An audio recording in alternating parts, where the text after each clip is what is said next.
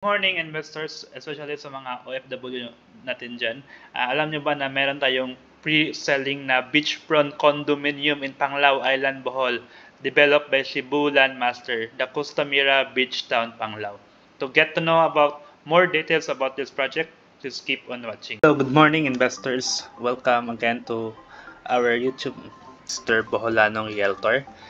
Sa mga hindi pa nakasubscribe sa aking YouTube channel, you may subscribe and click the notification bell para notify kayo sa mga bagong upload ng mga videos ko po.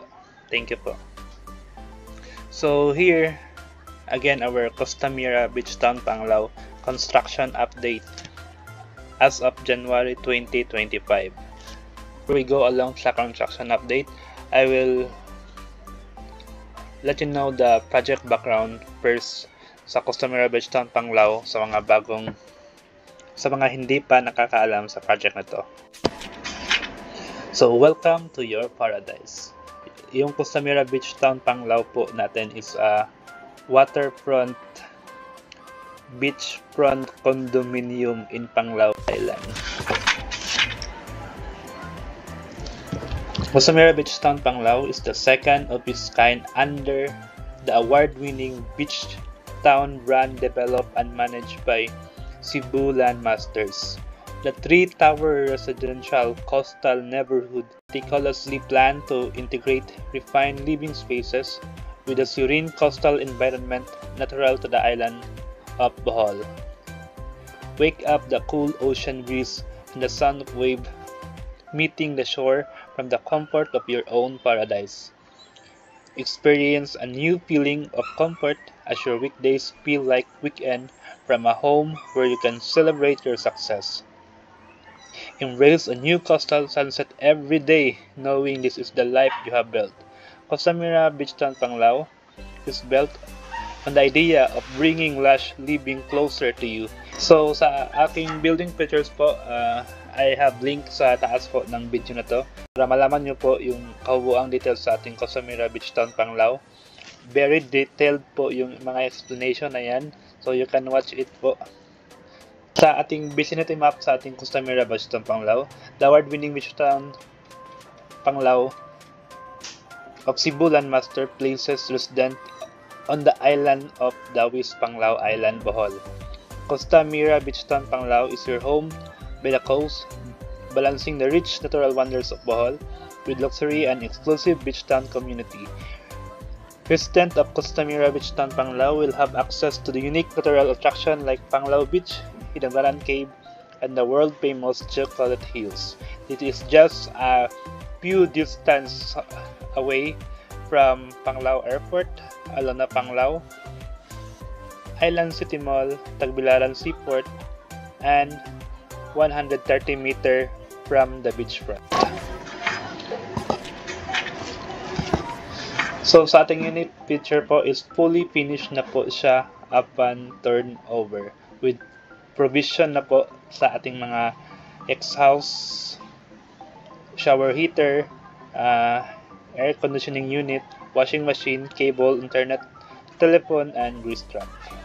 So this is the construction update for Costamira Beach Town, Panglao. As you can see po is ito po nasa yung screen is ito po yung Sungkolan Lake, then nasa bottom po yung screen yan po ang ating Sungkolan Lake, tapos ito po nasa ito sa araw po na to is ito po yung sea sa between Tagbilaran City and Dawis, Panglao Island, Bohol.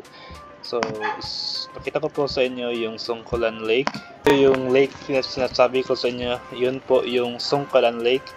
This view is from the back portion of the Tower 3, and this is also a sunset view. Ito po yung Sungkolan Lake natin. Then as you can see po is ito po yung bridge. Itong bridge po is will have direct access going to our condo. This is the third Panglao Bridge with direct access going to Costamira Beach Town, Panglao. Itong bridge na to is ongoing construction po siya. This bridge will connect directly to Tagbilaran Seaport, but for more information po, nag-link po ako sa video sa taas about sa bridge na ito. Then this bridge po will going and connected to Panglao International Airport. So very convenient po yung Costa Mira Beach Town Panglao natin. So please watch more videos na ilink ko po sa taas. As you can see is yan po yung bridge natin na makikita po. Ito po yung bridge going directly. Actual condo, ongoing construction po yung tatlong towers natin, pero yung una pong ma-construct is itong tower 1, then sunod-sunod na po yun. So as you can see po, yung tower 1 po natin is nasa ika-4 na palapag na po siya. So ito po yung ongoing construction, ito po yung tower 1. Tower 1 nasa center, which is composed of 17th floor po siya per tower. Ito po yung tower 1. Then ito po yung amenities natin. So what yung nakaganda po niya is yung buong center po natin is pool talaga po siya. So very para siyang resort style po siya. So nag-iisang condo lang po ito sa Bohol na ganito kalaki yung pool. Tapos may kiddie pool pa dito. Then ito po yung clubhouse natin. This clubhouse po we will have gym and convention center, and we have also the jogging trail dito, then car park. Per tower po we have also the sky garden here. Marami po tayong sky garden, so kahit na hindi Cebu yung unit natin is pwede po tayong pumunta sa mga sky garden para magtambay po. Itong kabuuan po itong kabuang condo na ito is phase 1, so residential condo. Then yung phase 2 po is commercial area with beach access. So makikita nyo po yung tatlong crane which is composed yan sa tatlong towers. Yung tower 1 ongoing construction po siya. So yan yung unang matatapos. Nasa 4th level na po siya. Then ito po yung bridge, yung Tagbilaran New Bridge. Then ito po yung ongoing construction sa tower 1, at saka ongoing construction na po din sa tower 2. Then construction update as of February 2025.